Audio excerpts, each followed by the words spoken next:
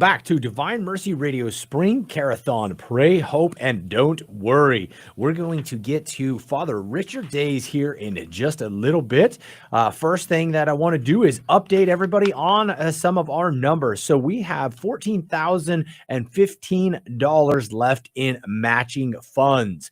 $14,015. So if you would please help us to get rid of those. Let's see if we can do that by the end of the day. That will help us in a long way to reaching our goal. I also want to thank over the break here.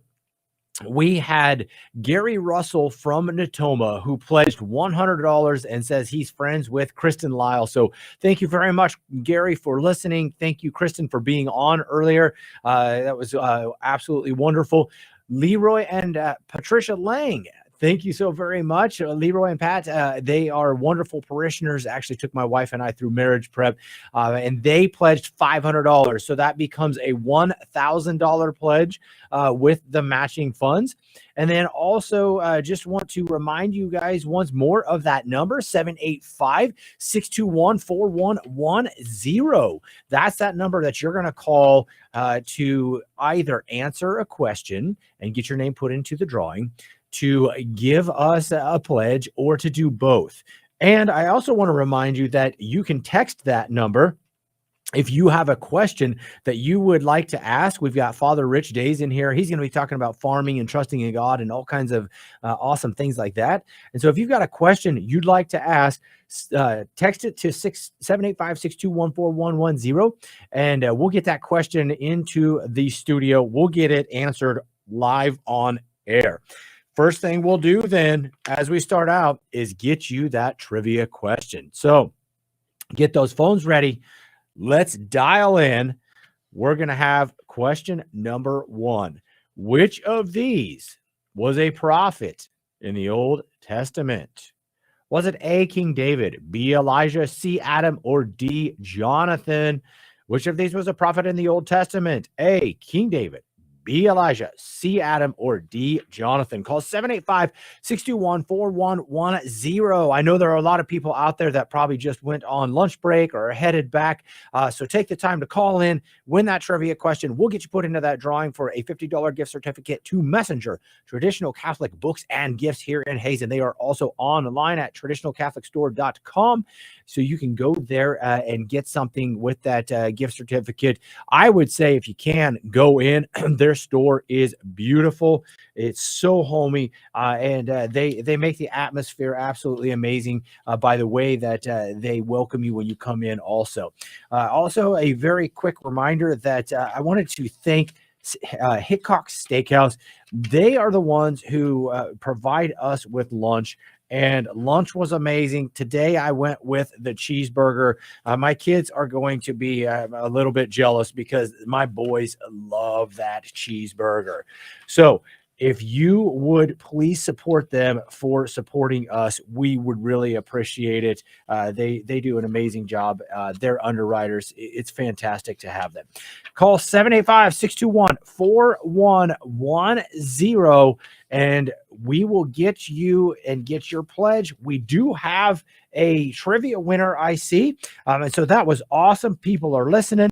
Alexia Schmidt is our trivia winner, and I think she donated earlier too. So thank you for being a faithful listener, Alexia, and we'll get you put into that drawing. 785-621-4110 to help us get to our goal. All right. Father Rich Daise is in here getting ready to talk about sowing with faith, prayer, and providence in farming. Father, how are you doing today?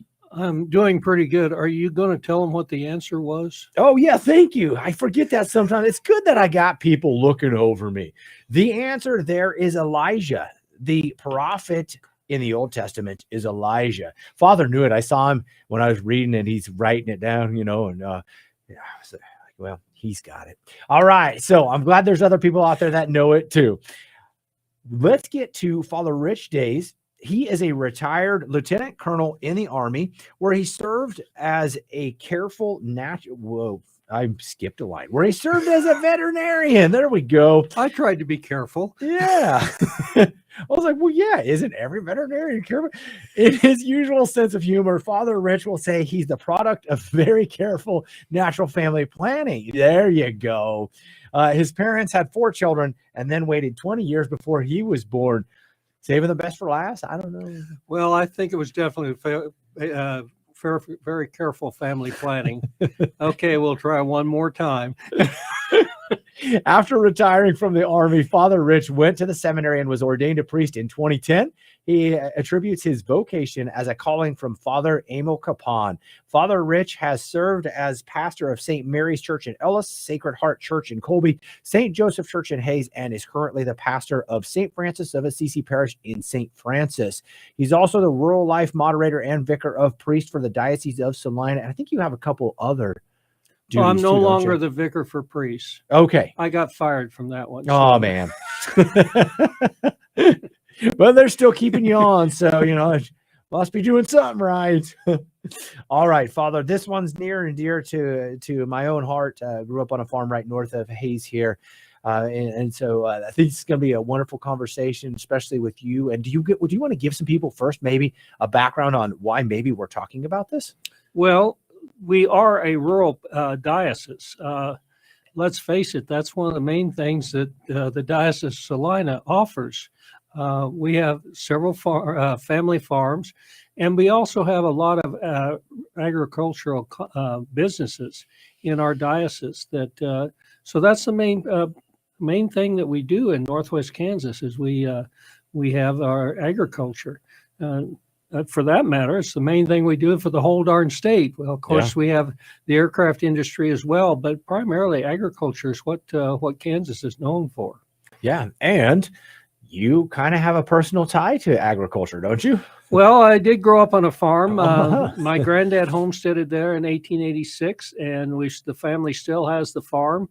I'm the last of my family. I've got cousins, but as far as my family, the rest of them, we've all gone home to heaven. At least I hope they made it to heaven. I've been praying for them, so we hope they did. But so I'm kind of the last of my family. I have nieces and nephews, primarily in eastern Colorado, although my oldest niece is a dietitian for Swedish Memorial Hospital in Rockford, Illinois.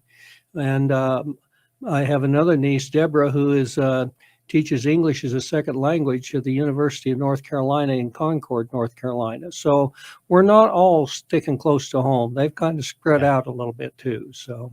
Okay. But now also that you're over by St. Francis, you said that you get to make it back to the family farm quite often, or? At least once a week I can get back. Not that I do anything when I get there, but I go back and check, make sure everything's still going okay. Yeah.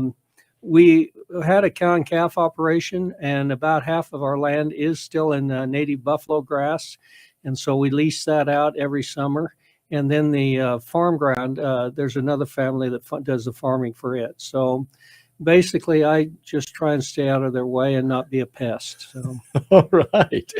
Well, so the reason why I said, obviously, I grew up on a farm, so it's near and dear to me, but I've also just had a very soft place in my heart for farmers because of what we're going to be talking about. Okay. I have always had a job where I knew I was going to get paid. Not so for farmers. You really don't ever know when your paycheck is coming in. You kind of have an idea. Come. Yeah, exactly. And some years you might get a really nice fat paycheck. And then some years you're like, well, what are we going to do with this? So how do you, especially as Catholics, how does faith then shape the way that you farm? Well, faith is a big part of farming, whether you're Catholic or not. Yeah. But definitely, I think the Catholics have a little inroad into it, that we have specific sponsors for agriculture, for farming. St. Isidore is a patron saint of farmers. And we have some others that for different aspects of farming that you may not even think of, and I can't think of one right offhand, but there are other saints that are patrons that have to do with agriculture or with livestock or caring for the land. So we've got people that we can call on for help. Sometimes I think they're a little slow getting the job done, but still they're there and we have faith in them. So, and do we want to let the listening audience know? I think a lot of people around here probably know, but there are probably some that also don't. Why is Saint Isidore the patron saint of farming? Well, he was a farmer for one thing, and I'm drawing a blank now, but his wife is also a saint, and so we and I can't think of her name. I don't know her name. Yeah, thanks. But anyway, both of them are saints, and so we pray to them on a regular basis for their intercession for helping our agriculture out. So yeah, and isn't there the story where so if it's my understanding, correct me if I'm wrong, I don't think he ever owned his own property, but he worked for somebody, and he would go out, but he would go to mass first every morning, correct? And that was a sore point with the other employees. Yeah. And but yet when the owner kind of started watching their work, he was always was more productive than the other employees, which I thought was pretty good. That the good Lord said, "Okay, you're coming to mass. I'll give you a little bump there." So and it worked out very well. So absolutely. And as the story goes, supposedly his guardian angel was helping him out. And so, that's, I appreciate that you talk about that, about talking with our patron saints, guardian angels, and asking them to help us. One of the prayer cards I had for Saint Isidore was had his picture, and in the background was an angel plowing the ground, which I thought was really neat. Yeah, that is awesome. All right. So a good start to that. Remember that we are on our spring Care-a-thon. Pray, hope, and don't worry. So especially when we're talking about farming, that's kind of a big one that comes in. Pray, trust in God that he'll take care of things, and then don't worry. Let him work from there. All right. We are on our spring Care-a-thon. We're asking you to partner with us. We're praying for your donations. Call 785-621-4110. We have $14,015 left in matching funds. Let's get them used up. I know there are probably some people on lunch. Let's see what we can do. Let's see if we can get some $20 donors, some $25 donors for 2025, maybe a $2,025 donor for 2025. Here we go. 785-621-4110. Getting back to talking with Father Rich Daise about sowing the faith. All right, Father. So how is farming a form of stewardship over God's creation? Well, basically, even though you say you own the land, basically we're just tenants there. Yeah. The good Lord still owns it. And when push comes to shove, if he wants to take it back, he can do that anytime he wants to.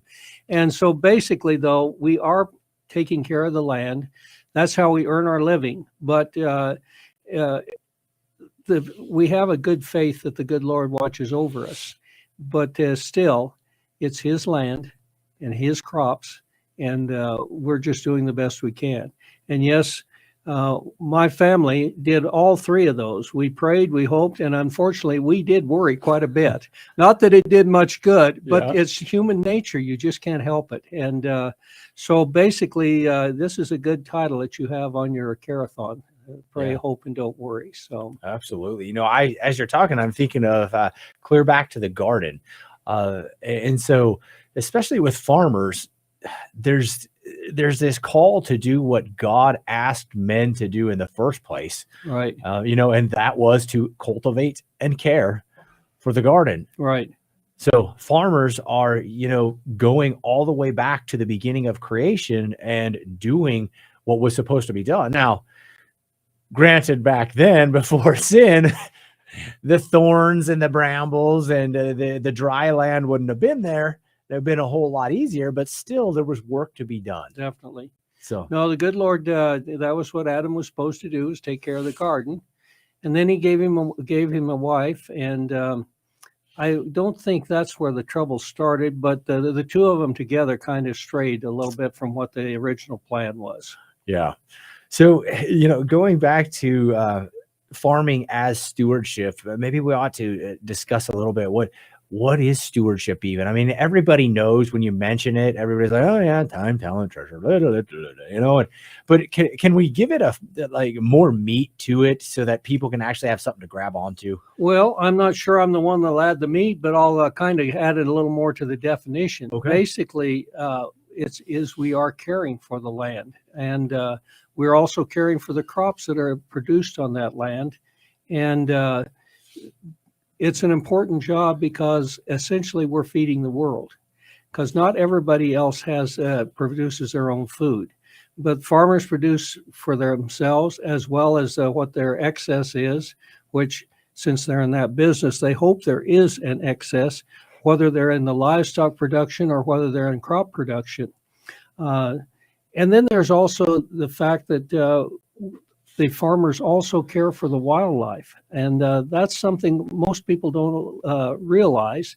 But some of them, that's basically their main income, is they have wildlife on their land, and they allow hunters to come in. Of course, they charge, but they are allowed to come in to hunt the wildlife that's on their property, which is something you probably don't think about too often, but every year people contact us to see if they can hunt on our land. So yeah. And some years we tell them good luck, and other years, of course, have a good time. So yep, depending on what the weather's been like, how many eggs have hatched. And yeah, you're exactly right. All right. So Father, as we're talking about this, I was also thinking about scripture and agriculture, and what a blessing it is that we live in Kansas, because there's so many references to agriculture. Very much so, yes. Everybody's probably seen one of the YouTube videos or something like that where people are like, okay, well, where does this food come from? You know, where does meat come from? Where does grain come from? And they answer, the grocery store. and people think that the grocery store is like its own little magical entity. And unfortunately, a lot of kids going to school now, I would hope not so much in Western Kansas, but a lot of the kids don't know any better. Yes, they go to Safeway. That's where they get their food. They don't stop to think, where does Safeway get the food? And then they know that the farmers raise crops and they raise livestock, but they don't think what they do with it. That's just what they do for fun. Well, yes, hopefully we do it for fun, but it's also our way of making a living. And it's also that we are providing, with God's help, providing for our fellow man so that they have food and clothing as a result of our efforts in the livestock and the agricultural business. So yeah, and I would say not that we are God's favorite or we're more important than anybody else, but obviously God found it very important to have agriculture to help us with our understanding. I mean, you think about Jesus saying, well, if a grain of wheat doesn't fall to the ground and die, then it just remains a grain of wheat, you know, and things like that. And we've got these vineyards, which we don't have in Kansas, but, you know, all kinds of different agricultural things. Right. Because for those of us who are immersed in this, then we can understand it more. Very much. You know, and so I would say on one hand, we're very spoiled. To a certain degree, I would have to agree. Yes. Now, on the other hand, sometimes not so much. So, and maybe even in those difficult times, how does farming deepen our relationship with God and deepen the relationship with God and nature? Well, a lot of times, you know that your crop depends on rain, favorable weather, everything like that. And you know who's responsible for the rain, the favorable weather. But a lot of other people, they go to work. And day in and day out, it doesn't matter whether it's rain or whether it's dry or whether a lot of people are unemployed. They've got their job. It's not that way in farming. In farming, you are very much related to your environment and also what the good Lord sends forth. And so basically, whether they pray or not, deep down, most farmers are praying because they know if they don't get the favorable weather, they don't get rain, they don't have a crop. They don't have a crop, they don't have income. Now, A lot of farmers also have a secondary job that helps bring in money for the family in case there is a crop failure or a dry year or something on that order. But not all of them do. And even if the ones that do have a second job, it covers the very basics. There's not any extra for hardly any of them unless they get a good crop. Then they get the new car. Then they buy a new bull. They do a lot of things that they would like to do and have put off because until they had the money to do it. So, yeah. I don't think that there may be some out there, but I've always said I think it'd be pretty hard to find an atheist farmer. Well, I don't know if they would admit it, even if they were. So No I think if they were wise, they probably wouldn't. But yes, whether or not they go to church on Sunday or whether they practice a religion, they're praying. Yeah. Definitely. Absolutely. I want to thank you for being in here, Father. And also we have an anonymous donor who gave $100 that says they were inspired by you for this donation. So thank you for your presence here. Bush, they tell me what I said. I'll use it on Sunday. Yes. Whatever Father said, let's multiply that. Call 785-621-4110. And we thank this anonymous donor for that $100 gift and for thanking Father Daise for his time in his ministry and what he does. And thank God for inspiring him to become a priest. 785-621-4110. All right. We are talking to Father Rich Daise, talking about sowing the faith. All right. Now, Father, what role does divine providence play in the way farmers plan and work? Well, a lot of it is farming is kind of based on seasons a lot. And who controls the seasons? The good Lord controls those too. But basically, a lot of it, we know that, for instance, in western Kansas, we have hard red winter wheat. So in other words, we plant it in the fall, and then it winters over, and we harvest it the following spring and summer. Other parts, as if you get up into the Dakotas, they were more spring wheat. So as soon as the ground is thawed out and it's favorable weather, they plant their wheat, and they still harvest it probably later in the fall than what we do. So basically, a lot of it is based on, I forgot what your question was now. Divine providence. I had a good answer, but it wasn't. Divine providence in helping the way farmers plan and work. Okay. Well, a lot of this is based on what the good Lord sends us as far as weather, or what the good Lord sends us as far as inspiration. Okay, I think I'm going to try sunflowers this year. We've never grown sunflowers before, but Joe Smith down the road had a good crop last year, and he made a lot of extra money on that. So we're going to try it sunflowers. Growing up, we didn't have hardly any sunflowers, except some people would plant them in their garden. Now there are fields of sunflowers, and they are harvested as a cash crop. Wheat, of course, will probably, I would like to think, will always be a cash crop for at least western Kansas, if not the whole state. There are other things we have, for instance, corn. Kansas is not known for corn, but we produce a lot of corn, both field corn and sweet corn in this state. Iowa, of course, has the reputation for corn, but I think we're pushing them pretty tight as far as keeping that title. So there are a lot of things we raise on the farm, and then, of course, the livestock. We had cow and calf operation. We had Hereford cattle, and every year we would wean the calves, and then they would go to market, and they'd be sold to a feeder who would take them into a feedlot before they would go to market. And so we kept our cows, and we usually have one or two bulls so that we had the calves. And that was my favorite thing, was when those baby calves were born. A lot of times, especially new calf heifer, we would put them in the barn in case they needed some assistance with delivery of their calf. And that, to me, was this very special thing, was having those baby calves. And then also, my folks raised hogs before I was born, but when I was in 4-H, I had market pigs for my project. Now, every year when we went to the fair, every pig on the farm went to the fair because they were all my projects. So we might only have 2 or 3 pigs, but they would go and so I learned quite a bit about hogs as well. We didn't have a sow and litter or anything like that. These were baby pig or pigs that were weaning age, and they were probably about 40 to 50 pounds when I got them. And then we'd feed them out until they were around 200, 250 pounds.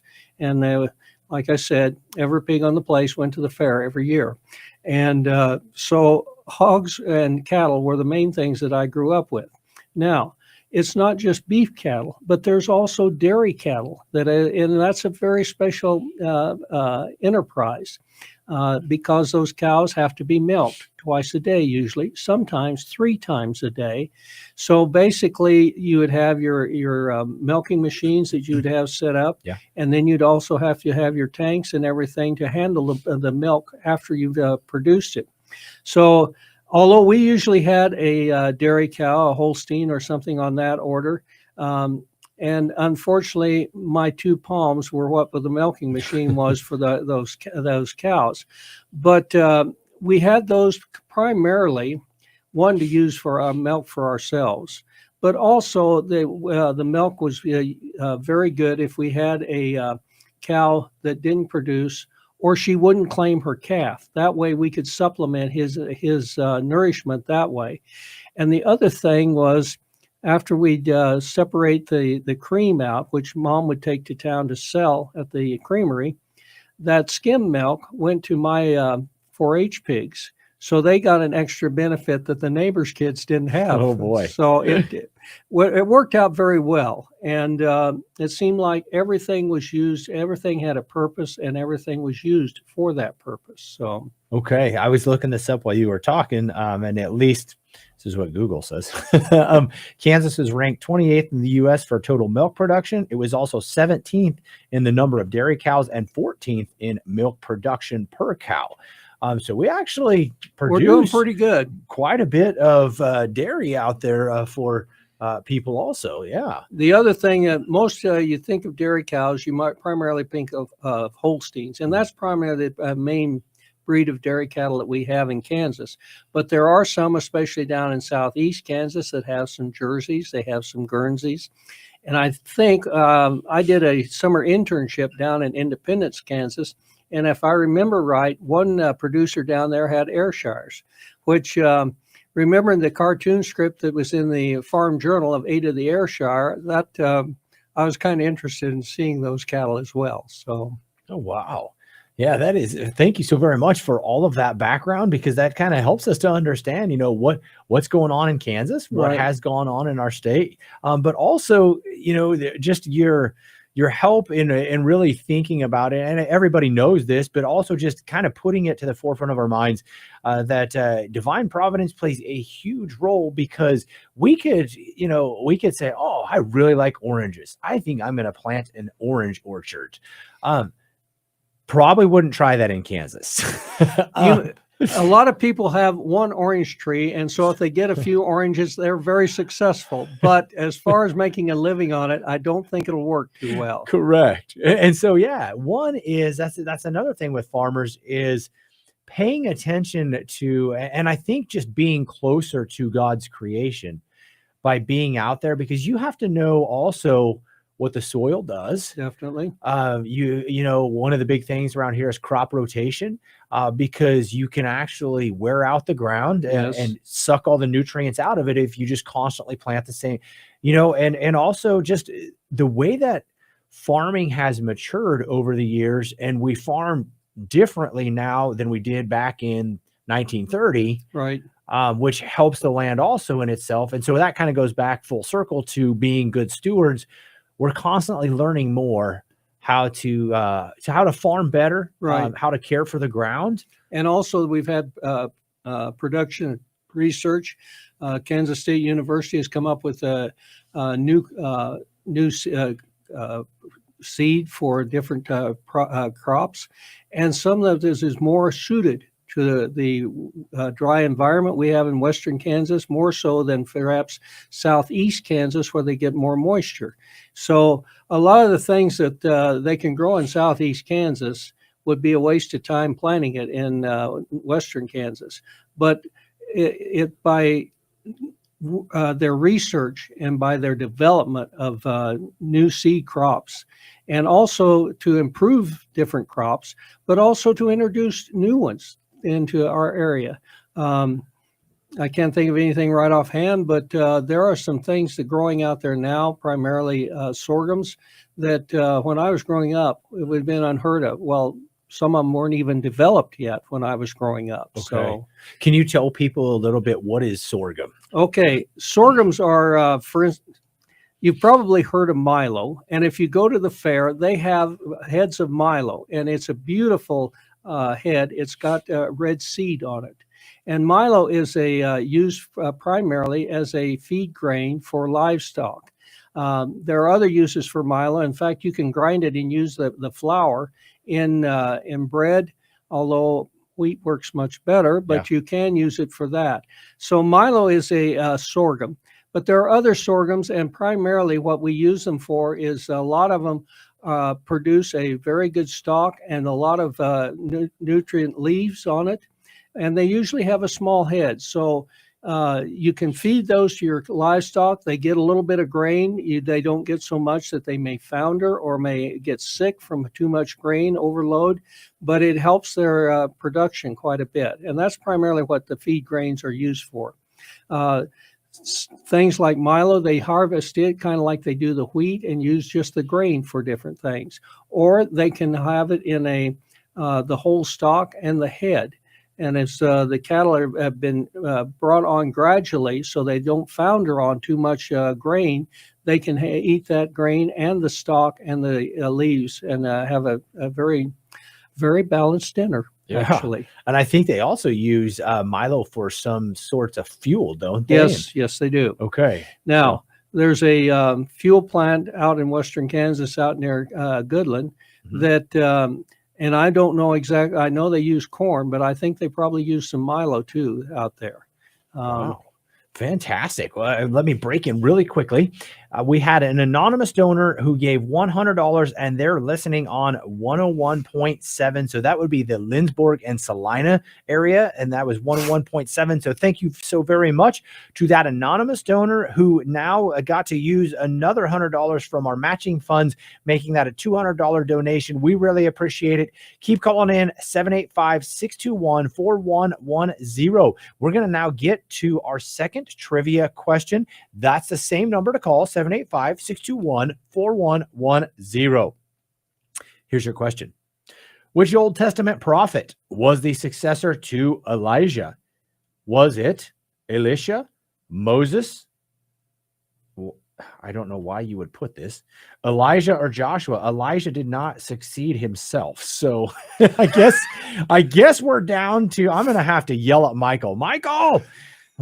So which Old Testament prophet was the successor to Elijah? Was it Elisha, Moses, or Joshua? 785-621-4110. Let's see if you can get that right. Get your name entered into that drawing for a $50 gift certificate to Messenger Traditional Catholic Books and Gifts here in Hays. Also, we have our spring Care-a-thon. That's what you're listening to right now. We have one in the spring, one in the fall, and both of those are what carries us through the entire year to help us make sure that we can keep the lights on and we can keep this evangelization effort going. We need your help because we can't do it without you. Please call 785-621-4110 to make your donation. And also want to congratulate, we got a quick one there. That's awesome. Mark Schwartz. Oh, thank you so very much, Mark, for listening and for tuning in, calling in. We really, really appreciate it. And we also want to thank everybody out there who partners with us. 785-621-4110. Let's get back to talking with Father Rich Daise. And what was the right answer? Sowing the faith. Thank you again. Yes. This is why God called me to the state of marriage, because my wife is always picking up the pieces after me. So, all right. Question was, which Old Testament prophet was the successor to Elijah? And it was Elisha.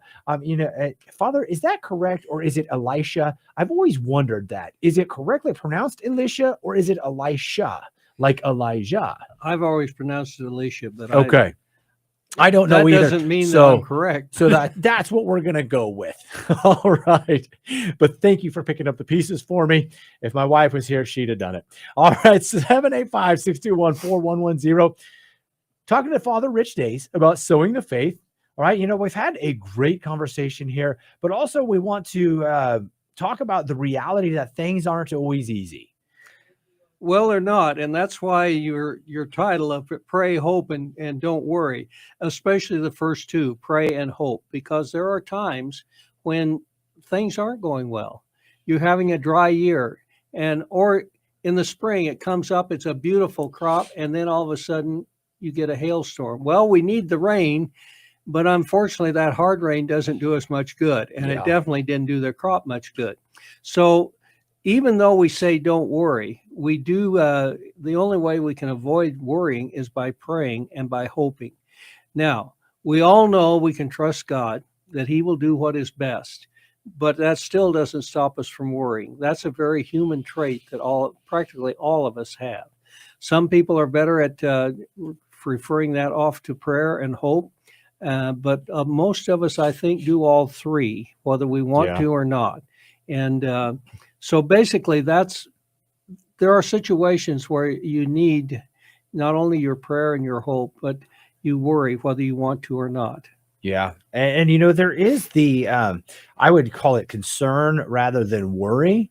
So there is the good side of worry, where it is, if your concern leads you to do something that you can have an effect on, well, then that's a good thing. But an excessive worry, I've learned this a lot in my own life, because I found that I was just a worrier. There are so many things that I could worry for 17 years straight. It's not going to change a single thing about the outcome of that situation. No. And so sitting there worrying is, although it is a natural human reaction, it's one of those things where if we can back up and say, even like you mentioned, I remember a terrible hailstorm here. It was quite a few years back, but it was so bad. And I think it was especially up in the Hill City area, because we know some farmers from there, that it polished their steel fence posts that were all rusted up. Oh my God. It made them silver because it was so, it just completely mowed everything to the ground. Oh gosh. And in that situation, obviously you're going to have worry, because you're watching that come down and you're like, what's going to be left? But also, what can you do? It's not like you can drive out there and put a giant building over your fields. There's nothing you can do in that situation except for say, well, God, I don't know what you're going to do with this, but there's nothing I can do. That's right. And if you put your faith in God, and most farmers, I would say, do that, but they still worry a heck of a lot, because that's just human nature. Yeah. That's the way things are. But yes, they do pray, they do hope, but they also worry. And because, like you said, there's nothing they can do about it. And that part of not being able to do something is probably what sponsors the worry more than anything else. A lot of times you can shift and do so. Okay, we won't have a wheat crop, but we can, as soon as it dries off, we can work that field and we can put in a fall crop, like or a late summer crop like milo or something like that. So, but regardless, you still will probably worry quite a little bit. Yeah. But I think most of them will also pray and hope. Yeah. And God can do something with prayer and hope. Worry, I don't think he enjoys that too much, but he realizes, hey, I made him that way. I just got to suffer through it. So, yep. And I, as you were talking about that, I was thinking about, if we think about Jesus on the cross, here he even mentions it. Well, it's before he's on the cross, but he even mentions that he could call down legions of angels to help him out if he needed to. So here's the one person that can do anything in that situation. Imagine what would be harder, not being able to do something or being able to do something, but know that if you do, then the outcome's actually going to be worse. And so you Right. have to just, Back off. yeah, you have to not use your power. Right. Like, that's what's amazing to me Right. is, And that also, in a lot of, I don't think they really are aware of it, but a lot of farmers could do something, but it would probably be the wrong thing. So Yeah. it's better to just wait until the ground is ready and put in a second crop rather than going out there and spraying it and fertilizing it and trying to nurse that along, especially if it's already been pounded into the ground. So yeah. so there are different things that there are times when you can do something. There are times when you better to just back off and wait. I think that's a good segue into another question. It would be then, how can we balance the practical aspects of farming, like planning and hard work, which are very, very important, with the belief that, well, God will provide? I mean, especially in the midst of some of the things we just talked about. Well, we all say it, and we deep down, I think we all believe God will provide. But still on the top of your mind is, how in the heck is he going to provide something after all of this? And that, I think, kind of nourishes our faith that when he does take care of us and provide us, regardless of whether we've been worrying or not. But at the same time, it is human nature to worry. And it is also human nature to realize there's nothing I can do for this. And so it is all left up to God. And while you know that God wants the best for you, you're kind of wondering, is he really paying attention to what's going on down here? So there are times that it's very difficult. And so we do worry, whether we want to or not. We pray and we hope, but we still worry some. Yeah. I wonder, this came to mind. So we've planned, we've put in the hard work, and then my question is, well, what does it mean to provide? And that may be a sum of it. Now, I don't really know any farmers that are so well off that they're just living high on the hog. There's a few of them out there, but I don't know them personally. No. Most farmers I know, they're working hard to make their living. But also, that's a question I think for all of us, is when we're talking about God's providence and him providing, what are we looking at? Are we really looking at the bottom line of, well, God did not provide X amount of dollars, so now I don't trust that he is providing? Well, once again, then we're not really looking at the providence of God. And like you said, it doesn't mean that it's going to take away all the worry, but we're relying on then what our understanding of what we think God should do for us is the standard, rather than allowing God to do for us Right. what he wants to do for us. And God knows what's going on. And a lot of times we don't. We just have a clue like, this failed. What am I going to do now? The good Lord's already planned that out. He's already got it in the works. But it doesn't stop us from worrying. Yeah. And so along with worrying, if we pray and if we hope, that goes a lot further than just standing there worrying about something. Okay. So I'm sure you have a lot of interactions with your parishioners, especially out there in Western Kansas. How do you teach them also to trust in God's providence in this same way, maybe in the midst of uncertainty and things like that? Because I'm sure that some of the farmers come to you and, Father, what do I do? And Right. Give me some direction here.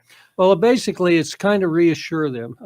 Most of them, deep down, they know that the good Lord's going to take care of things. Now, he may not take care of it where you're going to be a successful farmer, but he will take care of it where you realize maybe farming's not my thing in life. Yeah. So we have to kind of realize that maybe the most obvious thing to us is not what God has in mind at all. And we just have to trust him. And we trust our neighbor, we trust the bank, we trust different ones. But the one we really need to trust above all else is to trust God, because he definitely wants what's best for us. Yeah. So glad you brought that up, because, we have our primary vocations. You're Right. a priest. I'm a married man. Bing, bang, boom. We got that.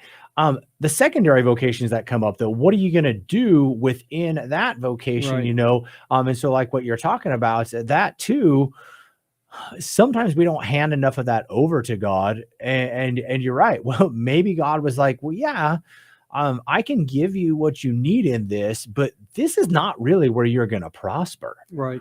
And so it's not that God couldn't, but God's like, the way that I made you, you'd be way better over here. Right. And you'd be bringing more souls to me. So, Well, I may be a good example. When I went through school, we were still involved in a little conflict in Vietnam. And so the government used to have a draft and everybody was signed up and they would pull names out. Well, then they changed it and they went to a lottery based on your birth date. My birth date happened to be number 2 the year, so I knew I was going in. So I went back to K-State and I signed up in ROTC. So I knew as soon as I got out of vet school, I was going into the Army. I had a job. My classmates were out hunting for jobs, interviewing and everything. I knew I had a job. What I didn't know was that I was going to keep that job for about 28 years. I was going to do my 2 years and I was going to get out and go into a rural practice in Western Kansas or Eastern Colorado. But the good Lord pointed to all these different things. And also, I think that got me ready to become a priest, which maybe he had in mind all along, and I just wasn't aware of it. But different things that came up on those 28 years I was in the Army, dealing with my troops, dealing with circumstances, being overseas and seeing the poverty in some of the third world countries and trying to assist those people with it, probably formed me to where when the time was right, the good Lord said, okay, you need to go to the seminary. And I was ready to go then, whereas earlier I probably wouldn't have been. yeah. I want to remind people here really quickly that you're listening to Divine Mercy Radio's Spring Care-a-thon, and our Care-a-thon theme is pray, hope, and don't worry. So this is coming in really big right now in talking with Father Rich Daise about sowing the faith. We are praying that you would join with us and help us to make it toward our goal so that we can keep the lights on. Call 785-621-4110. Join with us and become partners in our mission of evangelization. This is one of the easiest tools you can use to evangelize others. If you have a hard time talking to others about Jesus, bringing it up in conversations, and just in general, I don't know how to evangelize. Right now, this is one of the easiest ways. If you can help us keep this radio station and all 5 of them that we have going, call 785-621-4110, and we'll put your dollars to use in building up God's kingdom. 785-621-4110. Getting back to Father Rich Daise talking about sowing with faith. So, Father, you talked about, when you were in the Army and seeing the poverty of people in other nations, and you hinted at it earlier.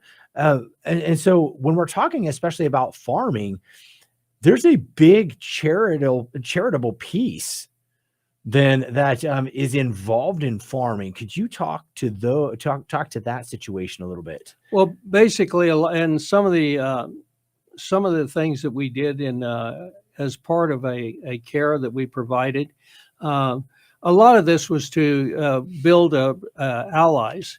So we would send teams in, and primarily a veterinary team would help with their livestock or some of their farming or agricultural products. And not only just the farming and the agriculture, but also in the industry of dealing with the food, of preparing it, of marketing it, and things of that nature. We would also assist with that in some regards. But it was able to see that, and what worked out on the farm north of Canarado would not work in Ethiopia. So you had to kind of take what you knew as basic agriculture, which is pretty much a lot is the same all over the world, but you had to make it work for where you were at. And some of that required a lot of creative thinking, but and a lot of it too. The embassy there would work with the local people, and they would have an idea, but they needed somebody to come in to go hand in hand with the local producers. their government and our embassy may have a good plan and a good idea, but they needed somebody to go out there and hands-on with the local producers to make it something work. Sometimes it worked very well. Other times we just shared their concerns and offered them our best wishes. So, wow. And also, in the United States, we give quite a bit of aid to other countries. And some of that is in the form of grains and things like that, which are grown right here in Kansas. Right. So that's a big one of those things is when we're talking about caring for creation, caring for others, then very much that is a huge part of definitely. Our charitable donation as Kansans to help people in other nations. Very much so. All right. I want to thank David and Alice Fox. Wonderful. Alice makes the absolute best carrot cake in the entire world. I actually asked her if I could have her recipe. Haven't gotten it yet. They are my wife's aunt and uncle, great people from the Salina area. They pledged $250 and they said, hello, Father. So look at that. They didn't even say hi to me. They just said hi to you. That's wonderful, Dave and Alice. Thanks. No, that's okay. I'm glad that people like that you are here. And David and Alice Fox's pledge of $250 becomes a $500 donation with our matching donations. So thank you so very much for listening. Thank you for pledging. And Alice, I still need that carrot cake recipe. God bless you. You're listening to Divine Mercy Radio's Spring Care-a-thon. Pray, hope, and don't worry. Call 785-621-4110 and help us use up the rest of our matching funds before the end of the day. Talking with Father Rich Daise. We've got about 10 minutes left here. And so let's get into a little bit then and maybe talk about any biblical passages or saints teachings. We hinted at saints. We talked a little bit about Saint Isidore earlier, but any more that would give us inspiration in relation to farming? Well, a lot of it goes back to Adam was probably the first farmer, because after they were shown the door to the Garden of Eden, they had to do something, and the good Lord still provided for them. He provided an opportunity through agriculture to provide for their own food, and also it was a way that they could train their sons, both Cain and Abel, and probably they were in farming or they were herders and taking care of the sheep. I don't know that they had cattle, but they definitely probably had sheep and goats. Yeah. So this was a way that the good Lord was able to help provide for them, which was in agriculture. And as you go down through all the years, clear up into the time of Christ, and I can't think of anyone right offhand, but I'm sure one or two of his disciples were probably farmers at heart. And we know that the different times that they would come and they would follow Jesus and listen to his teaching, but then they would go back home and take care of their families, and then they'd catch up with him again. So a lot of this, and I think because agriculture was very important in that day and age, is why Jesus used a lot of his parables had to do with farming, had to do with the crops and the livestock. So I can't give you a specific quote, but all through the Old Testament especially, you have a lot of different things about farming and agriculture that really, when the crops failed, then people turned back to God. It's too bad they had to be hungry before they did, but that's one way of God's getting their attention. Yeah. So, but I really enjoyed, and in fact, when I was a freshman in college, we had never had a Bible at home. Now, we went to Mass every Sunday. We knew practically all the Bible stories by heart. But my first year at Kansas State, I asked my folks for a Bible for Christmas. And I don't recommend this to anybody, but I started in the beginning in Genesis, and I went clear through to the end of the book of Revelation. Thank you. Yeah. I was trying to think there's an A word that goes there too. But anyway. Apocalypse. Yeah. Clear back to the end of the Apocalypse where it said amen. I read it straight through. Now, I did take a time each day to read about 3 Psalms, but I started in the beginning and went right through. don't recommend that to anybody. I don't either. Leviticus is a struggle. Yes, you have all those names that mean nothing to you, but I went through it. I struggled with them. I think I fell asleep a few times reading through that. But anyway, that's how I did it, and I don't recommend it. But I still have my Bible. I still go to it on occasion, even though with the liturgy of the hours, we get a biblical readings and scriptures all through that 5 times a day. But I still have my Bible handy also. Yeah, it just as quickly, I wanted to just kind of bring it as you were speaking full circle here, as we're looking in the Old Testament, even when God provides, as you said, for the Israelites, he provides this manna, this special food from heaven, which is a type of wafer, a little somewhat that gives us a hint of like a bready type of wafer or something, which obviously anybody who is Catholic probably knows this, or if not, that's okay. You're learning now.